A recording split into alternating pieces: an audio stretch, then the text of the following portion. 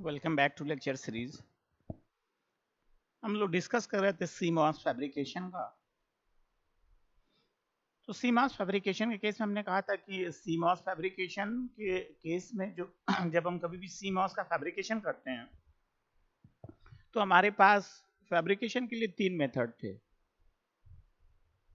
जो पहला मेथड होता है वो हमारा एन वेल प्रोसेस है।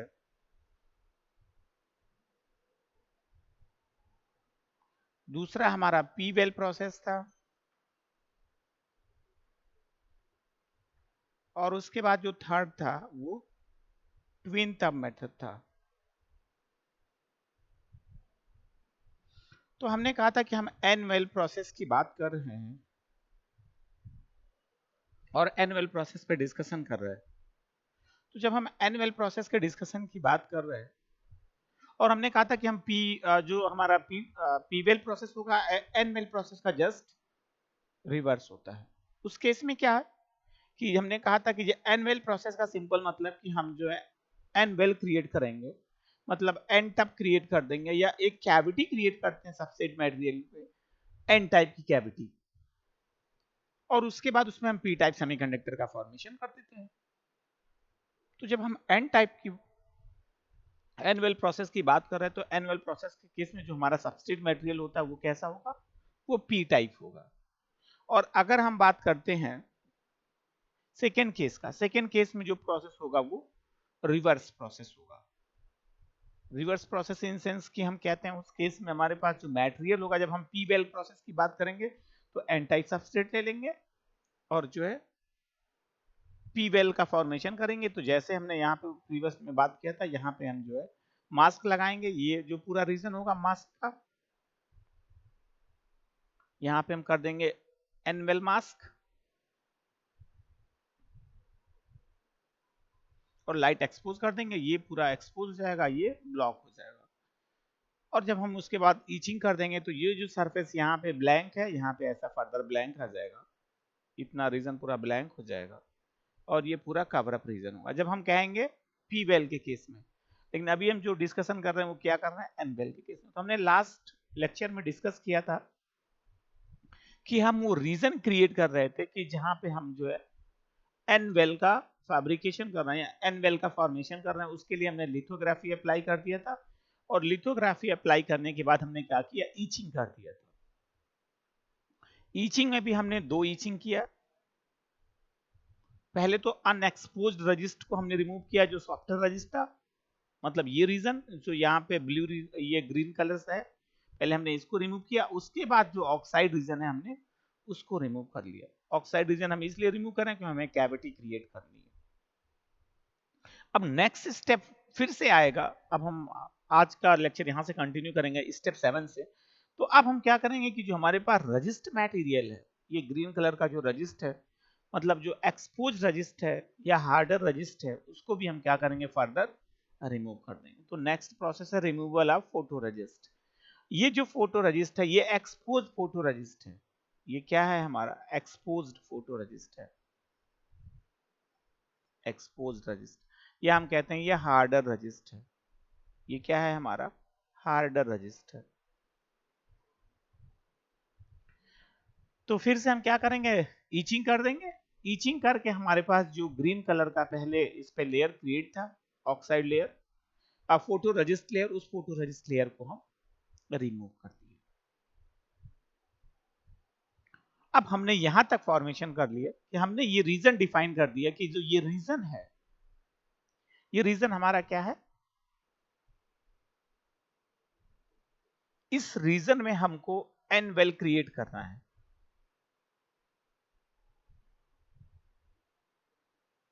अब हम एन वेल क्रिएट करेंगे। तो एन वेल क्रिएट करने का मतलब सिंपली क्या है कि वो जो रीजन है वो पूरा हमें क्या करना है कि n type substrate material create करना। मतलब वो जो रीजन होगा, वो पूरा जो स्पेस होगा, वहां पे जो मॉलिक्यूल्स होंगे, सेमीकंडक्टर्स के एटम्स होंगे, वो कौन से होने चाहिए, वो एन टाइप होने चाहिए। तो ऐसा तो कुछ इनिशियल स्टेज पे है नहीं, ये तो पूरा हमारे पास पी टाइप सबस्ट्रेट है। तो अब जो ये मटेरियल होगा पी टाइप सबस्ट्रेट, इसमें हम क्या करते हैं, डोपिंग करते हैं। डोपिंग हमने कहा था कि जो डोपिंग प्रोसेस होता है, डोपिंग बेसिकली क्या है कि इम्प्योरिटी एडिशन का मेथड होता है। हम जो है इम्प्योरिटी एटम्स को ऐड करते हैं, या जो रिएक्टेंट एटम्स हैं, जो भी मॉलिक्यूल्स को हम ऐड करना चाहते हैं, वो मेथड होता है जिसके थ्रू हम इम्प्योरिटी या रिएक्टेंट्स मॉलिक्यूल्स एटम्स को ऐड कर देते हैं मटेरियल में। और हमने कहा कि दो टाइप का मेथड होगा, एक तो हमारा डिफ्यूजन मेथड होता है, दूसरा इम्प्लांटेशन मेथड होता है। डिफ्यूजन मेथड में हमने कहा था कि सिंपली हाई कंसंट्रेशन ग्रेडियंट से हम लो कंसंट्रेशन ग्रेडियंट की तरफ मूव करवा देंगे। और इम्प्लांटेशन के केस में हमारे पास क्या होता है कि हमारे पास जो मटेरियल होगा जिसको हमें ऐड करना होता है, उसका हम बम्बार्डमेंट करवा देते हैं। तो नेक्स्ट स्टेप हमारा होता है एनवेल फॉर्मेशन का। यहाँ पे हमने अभी वो रीजन क्रिएट किया, ये हमने रीजन क्रिएट कर दिया या डिफाइन कर दिया, या वो स्पेस कि जहां पे हमें एनवेल का फॉर्मेशन करना था। अब हम फॉर्मेशन करेंगे, अभी तक हमने केवल पोजीशनिंग की थी। तो जो पोजीशनिंग है, अब हम जब फॉर्मेशन कर रहे हैं तो हमने कहा था कि इम्प्योरिटी का एडिशन है, और इम्प्योरिटी एडिशन के लिए हमने दो मेथड का यूज किया। एक दो मेथड होता है, या तो इम्प्लांटेशन यूज कर लिया या डिफ्यूजन यूज किया। तो बाई यूजिंग आयन इम्प्लांटेशन और डिफ्यूजन प्रोसेस एनवेल इज फॉर्म। तो या तो हम इम्प्लांटेशन का यूज कर लेंगे, या तो हम डिफ्यूजन का यूज कर लेंगे, और इस प्रोसेस के थ्रू हम एनवेल का फॉर्मेशन कर देंगे। तो अब जो प्रोसेस है वो यहां पे हो गया, हमने एनवेल रीजन क्रिएट कर लिया। हमने सिंपली किया क्या, यहीं पे हमने क्रिएट कर दिया, ये पूरा हमने क्रिएट कर दिया, हमने इंप्योरिटी ऐड कर दी। और हम ये भी बता रहे हैं कि अभी ऑक्साइड लेयर हम इसलिए मेंटेन किए थे क्योंकि हमने कहा था कि ऑक्सीडेशन के केस में जो ऑक्साइड लेयर क्रिएट करते हैं, ये हम यूज करते हैं कि जब हम डिफ्यूजन या इम्प्लांटेशन करेंगे, तो ये जो डिफ्यूजन इम्प्लांटेशन करते हैं तो as a masking property behave करेगा, as a insulation layer as a insulating layer behave करेगा। कि जब हम इम्प्लांटेशन करेंगे तो जो हमारे पास मॉलिक्यूल्स हैं, या हमारे पास डोपेंट्स या रिएक्टेंट मॉलिक्यूल्स हैं, वो केवल उस पर्टिकुलर लोकेशन पे जो है जाके कलेक्ट हो, या इंसर्ट हो, या डिफ्यूज हो, बाकी रीजन हमारा अनअफेक्टेड रहे। तो यहाँ पे जो भी ऑक्साइड लेयर है, जब हम इम्प्लांटेशन करेंगे तो implantation simply as a mask behave करेगा ये पूरे रीजन में। तो ये जो पूरा रीजन होता है ये अभी भी सेफ रहेगा, मतलब अनअफेक्टेड रीजन रहेगा जब हम इम्प्योरिटी को ऐड करेंगे। अब हमने इम्प्योरिटी ऐड कर दिया। इम्प्योरिटी एडिशन के बाद हमारा जो नेक्स्ट स्टेप होता है वो क्या है, रिमूवल प्रोसेस।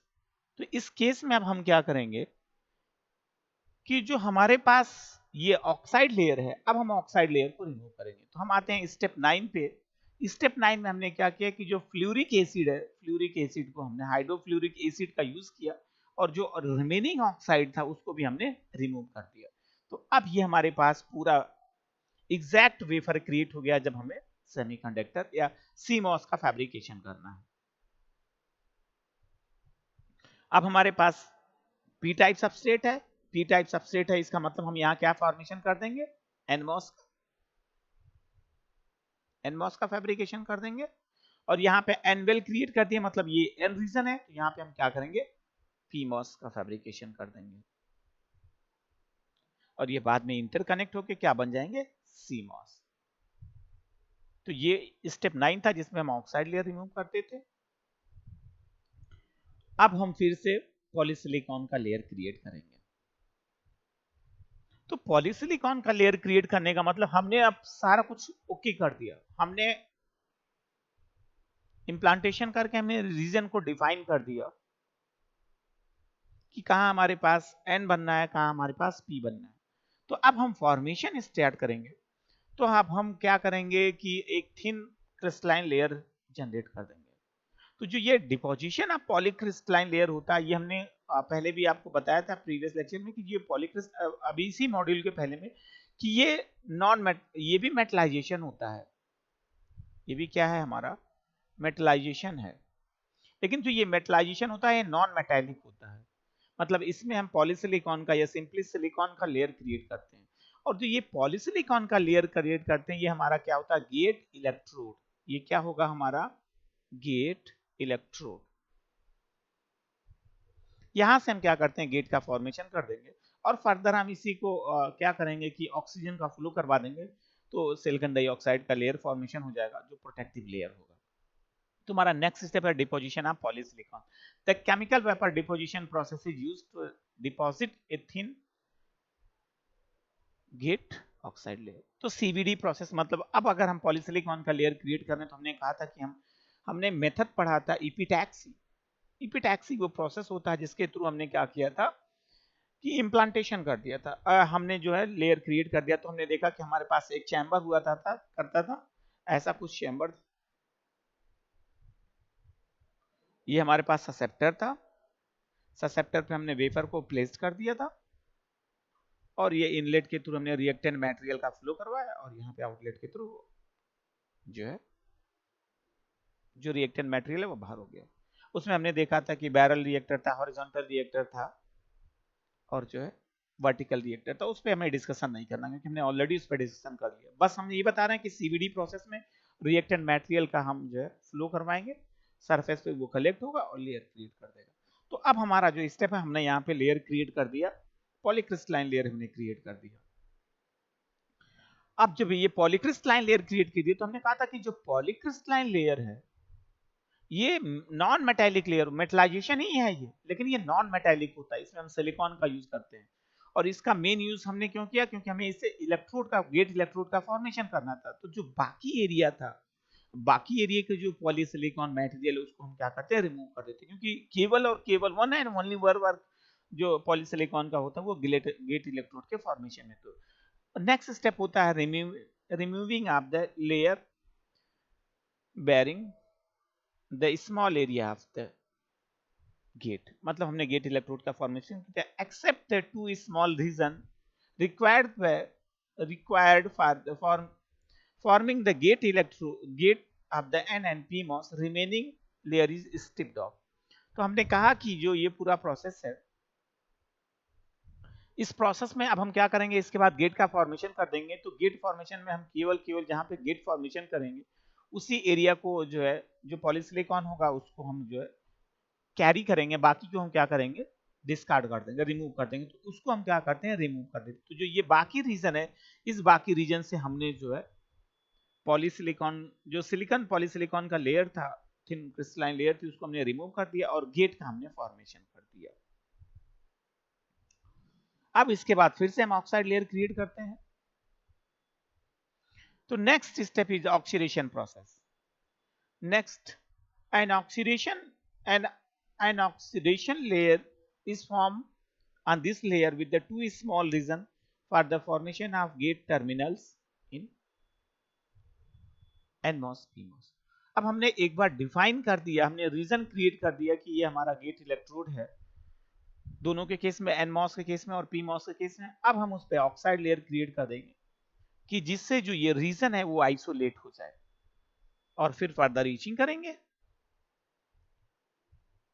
तो हमने कहा कि जब हमने ऑक्साइड लेयर क्रिएट कर दिया तो ऑक्साइड लेयर क्रिएट करने का सिंपल मतलब कि हम आइसोलेट कर रहे हैं। अब हम करते हैं डिफ्यूजन। डिफ्यूजन, अब जब हम डिफ्यूजन करेंगे, डिफ्यूजन का मतलब अब हम टर्मिनल्स का फॉर्मेशन स्टार्ट कर रहे हैं। अभी तक हमने किसका फॉर्मेशन किया, केवल गेट का। अब हमें फॉर्मेशन करना है एन टाइप मटेरियल का और पी टाइप मटेरियल का, मतलब NMOS का और PMOS का। मतलब NMOS और PMOS ही मिलके CMOS होंगे, इंटीग्रेट होंगे। तो NMOS और PMOS में जो सोर्स और ड्रेन होगा, अब हम उसका फॉर्मेशन करेंगे। उसके फॉर्मेशन के लिए हमें क्या करना होता है, सिंपली हम डिफ्यूजन करते हैं। डिफ्यूजन का मतलब हम इम्प्योरिटी को ऐड कर देते हैं। तो इसीलिए हम ऑक्साइड लेयर क्रिएट किए रहते थे, प्रिवेंट करने के लिए कि जो बाकी जो रीजन है, जब हम डिफ्यूजन करें तो बाकी जो रीजन है वो आइसोलेट रहे या एज ए मास्क बिहेव करे, कि जो मॉलिक्यूल्स या जो डोपेंट्स आइटम है डिफ्यूजन में वो हमारा ब्लॉक हो जाए उस रीजन में जहां पे ऑक्साइड ले रहे हैं, और जहां पे हम इम्प्योरिटी या डोपेंट्स आइटम को ऐड करना चाहते हैं वो केवल उस पर्टिकुलर लोकेशन पे ऐड हो। तो masking and diffusion, by using the masking process small gap are made for the purpose of n type diffusion. तो हमने ऑक्साइड लेयर क्रिएट किया, ऑक्साइड लेयर को हमने ईच आउट कर दिया, मतलब इस केस में हमने वो रीजन डिफाइन कर दिया कि हमें कहाँ ऐड करना है। तो यहाँ पे तो हमें पीमॉस का फैब्रिकेशन करना है क्योंकि एन टाइप है और ये पी टाइप सबस्ट्रेट है, तो इसका मतलब यहाँ पे हमें एन मॉस का फैब्रिकेशन करना है। तो एन मॉस का फैब्रिकेशन करने के लिए हमें क्या करने का, एन टाइप की इंप्योरिटीज को ऐड करना पड़ेगा। तो ये जो पार्टिकुलर रीजन है, इस पार्टिकुलर रीजन में हम एन टाइप मटेरियल का डिफ्यूजन करेंगे, बाकी रीजन को हम क्या करते हैं, आइसोलेट करते हैं। तो हमने फिर एडिशन किया, the n type n plus 2 pens are diffused at the implant and the 3n plus region in the formation of n terminal of nMOS। तो हमने कहा कि अब हम डिफ्यूजन या इम्प्लांटेशन के थ्रू इम्प्योरिटी को ऐड कर दे रहे हैं, तो हमने यहाँ इम्प्योरिटी को ऐड कर दिया ये पूरा। ये अब यहाँ पे हमने जब डिफ्यूजन प्रोसेस या इम्प्लांटेशन प्रोसेस अप्लाई किया, तो हमने यहाँ पे ये बेसिकली n प्लस है और यहाँ पे भी ये क्या है, n प्लस है। हायर लेवल का हमने हाई कंसंट्रेशन इम्प्योरिटी का एडिशन कर दिया। तो यहां से हमने फॉर्मेशन कर दिया। अब आपको दिख रहा होगा कि यहाँ पे भी आपने थोड़ा सा n प्लस सर आपने यहाँ पे भी तो एडिशन किया है। तो अभी हम आगे फर्दर देखेंगे जी कि हम पी टाइप डिफ्यूजन करेंगे, तो यहाँ पे साइड में पी टाइप डिफ्यूजन करेंगे, पी टाइप का भी इम्प्योरिटी ऐड होंगे। तो ये बेसिकली जो होता है कि साइड में जो हमारे पास एन मॉस और पी मॉस होंगे, उसके साइड में हम जो है अगर एन मॉस फैब्रिकेट करें तो पी मॉस का डोपिंग कर देते हैं, और एन मॉस के केस पी मॉस के केस में एन मॉस का डिफ्यूज कर देते हैं। तो बेसिकली हम ये क्या करते हैं कि एक आइसोलेटिंग लेयर क्रिएट कर रहे हैं कि जिससे जो लीकेज करंट है, लीकेज करंट को हम मिनिमाइज करते हैं। ऑक्साइड स्ट्रिप, अब फिर से हम ऑक्साइड स्ट्रिप को रिमूव कर दिए, पूरा प्रोसेस रिमूव हो गया। क्यों? क्योंकि यहाँ पे तो हमने फॉर्मेशन कर लिया, अब हमें क्या करना है, यहाँ पे फॉर्मेशन करना है। तो अब हमें क्या करना पड़ेगा कि ये स्ट्रिप यहाँ से रिमूव करना है, और ये स्ट्रिप का फॉर्मेशन हमें कहाँ करना है, यहाँ पे, क्योंकि ये जिससे क्या करे, कंप्लीटली आइसोलेट हो। तो हमारा ऑक्साइड स्ट्रिपिंग। तो नेक्स्ट स्टेप में हमने क्या किया कि पूरा जो ऑक्साइड मटेरियल था अब हमने रिमूव कर दिया, और फिर हम ऑक्साइड लेयर क्रिएट करेंगे यहाँ पे, और इस पे हम क्या करेंगे, इम्प्लांटेशन करेंगे। फिर से हमने पी टाइप डिफ्यूजन, अब हमने अब तक जो फॉर्मेशन किया, ये हमने कहा था ये एन मॉस का हमने फैब्रिकेशन कर दिया, एन मॉस के। अब यहाँ पे जो एन वेल हमने कहा था, एन वेल के केस में अपोजिट मैनर में चलेंगे, यहाँ पे हम क्या फैब्रिकेट करेंगे, पीमॉस। तो हमने यहाँ पे पीमॉस का फैब्रिकेशन किया। अब हम जो डिफ्यूजन करेंगे, यहाँ पे भी ऑक्साइड लेयर रहती है और केवल ये ओपन लेयर रहेगी। तो यहाँ पे हम क्या करते हैं, पी टाइप इम्प्योरिटी का डिफ्यूजन कर देंगे। तो similar and the above and diffusion process, the p-type diffusion region are diffused from the terminals of the PMOS। अब जैसे अगर इसमें ऑक्साइड लेयर नहीं क्रिएट हुआ तो उसमें कंफ्यूज होने की जरूरत नहीं है, सिमिलर वे में हम चलेंगे कि ऑक्साइड लेयर क्रिएट करेंगे। ऑक्साइड लेयर क्रिएट करने के बाद हम क्या करेंगे कि फिर से जो सेलेक्टिव रीजन है उससे ऑक्साइड को रिमूव कर देंगे, बाकी लेयर पे रहेगा। मतलब यहाँ पे पूरा ऑक्साइड लेयर हमारा रहेगा, ये सेलेक्टिव रीजन रहेगा जहाँ पे ऑक्साइड लेयर हम रिमूव कर देंगे। और इसके बाद एन टाइप और पी टाइप हम जो है इम्प्योरिटी का एडिशन करनी है, क्योंकि यहाँ पे हमें क्या फॉर्मेशन करना है, पी टाइप। तो ये जो स्टेप होता है, यहाँ तक के स्टेप में हम क्या करेंगे, कंप्लीटली हमने फॉर्मेशन कर दिया। अब यहाँ पे हमने पी मॉस का फॉर्मेशन कर दिया और यहाँ पे हमने एन मॉस का फैब्रिकेशन कर दिया।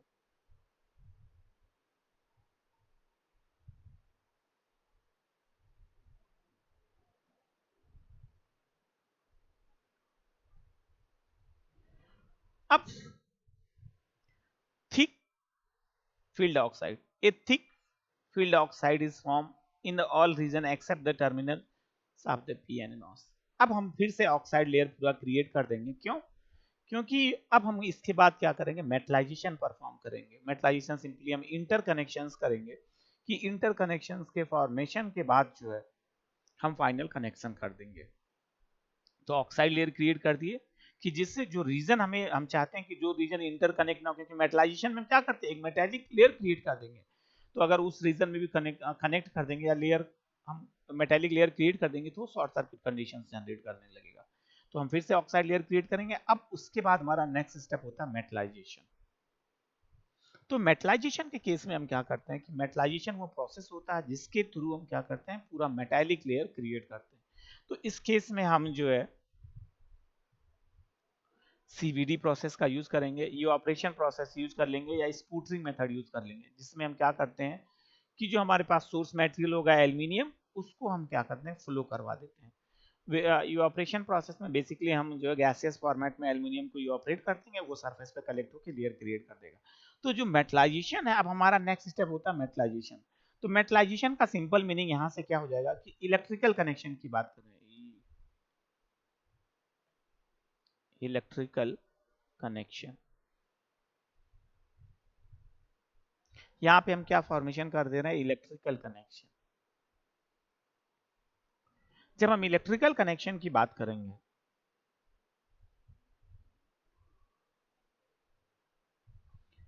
तो मतलब हम पोर्ट और टर्मिनल्स को आपस में इलेक्ट्रिकली कनेक्ट कर दे रहे हैं। तो अब हमने कहा कि इसमें हम क्या करेंगे, सिर्फ ये एल्यूमिनियम का लेयर क्रिएट कर देंगे, बाद में फर्दर हम ईचिंग कर देंगे जिससे ये प्रॉपर कनेक्शन हो जाएगा। तो अब हम क्या करेंगे, aluminium is sputtered are on the wafer surface. तो हमने कहा कि स्पूटरिंग मेथड या हम यहाँ पे हम इवापोरेशन मेथड का भी यूज कर सकते हैं। तो इस केस में अब हम क्या करेंगे कि एक जो है मेटालिक लेयर क्रिएट कर दे रहे हैं पूरे प्रोसेस पे। तो ये जो पूरा प्रोसेस है, इसमें हम एल्यूमिनियम का लेयर क्रिएट कर दिए। अब इसके बाद हम सेलेक्टिवली पोर्शंस को रिमूव करेंगे, क्योंकि ये तो जो हमने लेयर क्रिएट किया, ये कंप्लीट लेयर हम क्रिएट किए हैं। तो जो रिमेनिंग पोर्शन है, रिमेनिंग पोर्शन को हम रिमूव करेंगे और फाइनल इंटरकनेक्शन हो जाएगा। तो excess material is remove from the wafer. तो नेक्स्ट स्टेप होता है कि हम जो क्या करते हैं कि अभी हमने जो लेयर क्रिएट किया था, ये कंप्लीट लेयर था। तो इस कंप्लीट लेयर में हम क्या करेंगे कि जो अनवांटेड एक्सेस मटेरियल होगा उसको रिमूव कर देंगे, क्योंकि सारे पे लेयर अगर आप मेटेलिक क्रिएट करोगे तो जो सप्लाई दोगे तो सारे पे सप्लाई जाएगा, जिससे सब ब्लास्ट हो जाएगा, पूरी आईसी बर्बाद हो जाएगी। तो हम क्या करते हैं कि केवल पोर्ट से पोर्ट का कनेक्शन करते हैं। तो इसके लिए हम क्या करते हैं, ईचिंग प्रोसेस अप्लाई करेंगे। और ईचिंग प्रोसेस वो प्रोसेस होता है जिसके थ्रू हम क्या करते हैं कि सेलेक्टिवली पोर्शंस को रिमूव कर देते हैं। तो यहाँ पे भी हम ईचिंग जब हम करेंगे, इसके पहले हम फोटोलिथोग्राफी प्रोसेस अप्लाई करते हैं कि वो रीजन डिफाइन करते हैं कि हमें कहाँ रिमूव करना है। तो अभी इसमें वो मेंशन नहीं होगा कि फोटोलिथोग्राफी होगा, ईचिंग होगा। तो अभी केवल केवल क्योंकि वो तो बड़ा पूरा कंप्लीट प्रोसेस हो जाएगा, तो हम बस ये कहते हैं कि हम सेलेक्टिवली पोर्शंस को, एक्सेस मटेरियल को रिमूव कर देते हैं। और इसके बाद टर्मिनल्स का फॉर्मेशन हमने कर दिया। लास्ट स्टेप होता है टर्मिनल। तो टर्मिनल ऑफ द PMOS और NMOS made from the respectively gap. तो ये हमने अब टर्मिनल्स का फॉर्मेशन कर दिया। हमारे पास PMOS का भी फॉर्मेशन हो गया, हमारे पास NMOS का फॉर्मेशन हो गया, और ये इंटरकनेक्ट हो गया फाइनली। और ये हमारे पास जनरेशन हो गया CMOS का। ये हमारा होता है पूरा CMOS का फैब्रिकेशन। CMOS हमने कहा था कि NMOS और PMOS का कॉम्बिनेशन प्रोसेस है। ये दो प्रोसेस होता है जिसके थ्रू हम क्या करते हैं, फर्दर फॉर्मेशन करते हैं।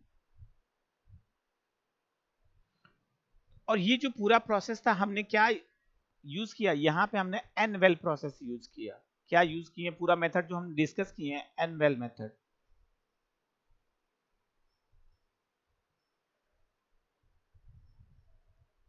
अब अगर हम पी-वेल मेथड की, ये कंप्लीट पूरा स्टेप होता है CMOS फैब्रिकेशन का।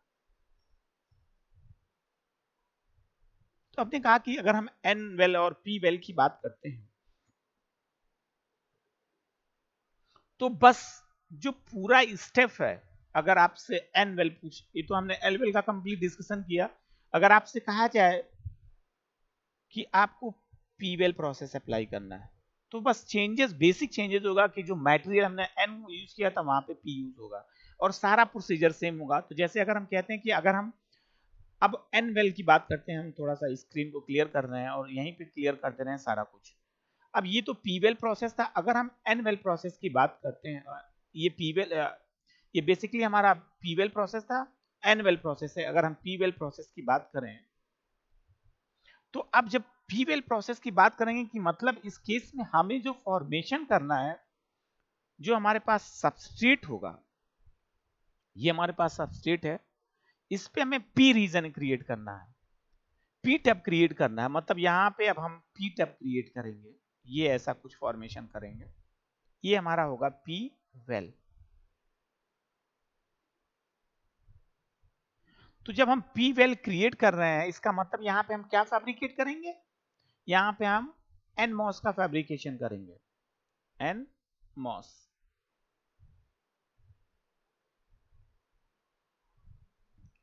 और इसके बाद जो दूसरा होगा वो हमें क्या करना है, यहां पे जो फॉर्मेशन होगा वो किसका होगा, पीमॉस का, क्योंकि हम जानते हैं कि जो एनमॉस और पीमॉस होता है उसी का कॉम्बिनेशन होता है सीमॉस। तो इसका मतलब ये हो गया कि अब जो हम सबस्ट्रेट मटेरियल लेंगे वो कौन सा मटेरियल लेंगे, अब हम अगर पीमॉस का फैब्रिकेशन कर रहे हैं तो हमें एन टाइप सबस्ट्रेट की रिक्वायरमेंट होगी। ये क्या हो जाएगा, एन सबस्ट्रेट होगा।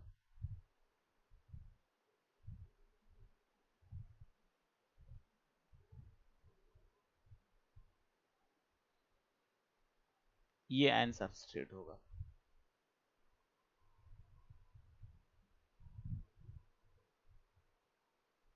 यही बस बेसिक चेंजेस आ जाता है जब हम कहते हैं कि हम एन वेल प्रोसेस और पी वेल प्रोसेस की बात कर रहे हैं। हमने एन वेल प्रोसेस में यहाँ पे एन टाइप क्रिएट किया और उस केस में हम पी टाइप सबस्ट्रेट लेके चल रहे थे। जब हम बात करेंगे कि आपको डिस्कस करना होगा कि डिस्क्राइब एन वेल प्रोसेस, तो ये पूरा प्रोसेस होगा। अगर आपसे क्वेश्चन में ये पूछा जाएगा describe the P well process for the CMOS fabrication, तो सारा कुछ स्टेप, सारा कुछ फॉर्मेशन सेम होगा, केवल और केवल जो चेंजेस आएगा वो यहाँ पे चेंजेस आएगा। ये पूरा प्रोसेस है। अब उसके बाद हम क्या करेंगे, ये रीजन क्रिएट कर दिए, हो गया कंप्लीट। अब जैसे वहां पे हमने एन वेल किया था, यहाँ पे हम पहले पी वेल क्रिएट करेंगे, तो हमारे पास जो सबसेट मटेरियल होगा वो चेंज हो जाएगा। अगर हम पी वेल की बात करेंगे तो n type substrate initial first stage पे सेलेक्ट करेंगे और उसके बाद वहां पे हम पी वेल रीजन डिफाइन करेंगे जहां पे हमें पी मॉस का एन मॉस का फैब्रिकेशन करना है। तो फिर से हम लिथोग्राफी प्रोसेस अप्लाई करेंगे, उसके बाद पी रीजन डिफाइन करेंगे, फिर उसके बाद हम पी टाइप मटेरियल का वहां पे जो है डिफ्यूजन या इम्प्लांटेशन करेंगे जिससे यहाँ पे पी वेल रीजन क्रिएट हो जाएगा। उसके बाद जो हम फर्दर डिफ्यूजन इम्प्लांटेशन करेंगे एन टाइप और पी टाइप मटेरियल का, एन मॉस के फैब्रिकेशन के लिए, पी मॉस के फैब्रिकेशन के लिए। फिर उसके बाद हम जो है सिलिकॉन पॉलीसिलिकॉन लेयर क्रिएट कर देंगे, गेट इलेक्ट्रोड को फॉर्म कर देंगे। उसके बाद जो हम फिर से डिफ्यूजन इम्प्लांटेशन करके बाकी टर्मिनल्स का फॉर्मेशन करके मेटलाइजेशन करके फाइनली हम सीमॉस का फैब्रिकेशन कर देंगे। तो ये प्रोसीजर होगा हमारा एनवेल और पीवेल प्रोसेस का। और अब एक और हमारे पास बचा रहता है जिसे कहते हैं ट्विन टब मेथड। अब इसमें क्लियर कट यही मेंशन है, among all the fabrication process of CMOS, N well process is mostly used for the fabrication of CMOS। अब ये तो फैब्रिकेशन की बात की थी कि हमारे पास जो है हमने दोनों टाइप से फैब्रिकेशन कर लिया, हमारे पास दो मेथड हो गए, एनवेल और जो है पीवेल।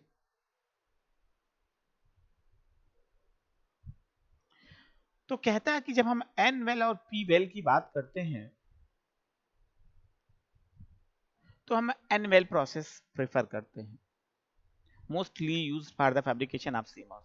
क्यों? क्योंकि जब हम एन वेल प्रोसेस की बात करते हैं जो हमारे पास जो है एन वेल प्रोसेस के केस में जो मेजॉरिटी कैरियर्स होंगे वो इलेक्ट्रॉन्स होंगे और इलेक्ट्रॉन्स की जो मोबिलिटी होती है वो हाई होती है, इसलिए हम हमेशा एन वेल प्रोसेस प्रेफर करते हैं। P well process is almost similar to the n well. अब हमने कहा कि जैसे अगर हम बात करेंगे कभी भी पी वेल आपसे पूछ लिया जाएगा कि आपको पी वेल प्रोसेस को डिस्क्राइब करना है, तो इस केस में आपको सेम प्रोसीजर फॉलो करना है, बस आपको माइनर चेंज करते चलना है। But only difference in the P well process is that it consist the main and substrate and the P well itself acts as a substrate for the end devices। तो मैंने कहा कि अगर हम बात करते हैं तो डिफरेंस क्या है, पी वेल प्रोसेस के केस में हमने यहां बताया कि हम एन टाइप सबस्ट्रेट लेके चलेंगे, और जब हम कहते हैं कि हम एन टाइप की बात करते हैं, अगर एन वेल की बात करेंगे तो पी टाइप सबस्ट्रेट लगेंगे, जो P wells itself acts as a substrate material for the end device fabrication. तो हमने पहले ही कहा था कि जैसे चाहे एन वेल की प्रोसेस की बात करें चाहे पी वेल प्रोसेस की बात करें, जब एक बार हम एन वेल और पी वेल प्रोसेस का फॉर्मेशन कर लेते हैं तो इस केस में हम क्या करते हैं, फाइनली जो है जो फॉर्मेशन करेंगे, जैसे यहां पे तो अगर हमने एनमॉस का फैब्रिकेशन किया तो पी टाइप जो पूरा होल सबस्ट्रेट था ये बिहेव करता था सबस्ट्रेट, लेकिन जब हम यहाँ पे पी मॉस का फैब्रिकेशन कर रहे हैं मतलब जो एन वेल क्रिएट कर रहे हैं, तो अब ये जो रीजन दिखाई दे रहा है आपको पिंक कलर का, ये जो हो जाता है एन वेल, ये क्या बिहेव करेगा, ये बिहेव करेगा कि ये जो है एन टाइप सबस्ट्रेट है। हमने यही पहले भी बताया था, जस्ट रिवर्स ऑर्डर में चलेंगे, एन टाइप सबस्ट्रेट और फॉर्मेशन कर देते हैं। तो हम लोग नेक्स्ट लेक्चर में डिस्कस कर लेंगे ट्विन टब मेथड, छोटा सा टॉपिक है उसको, और फाइनली कंप्लीट कर देंगे। Thank you.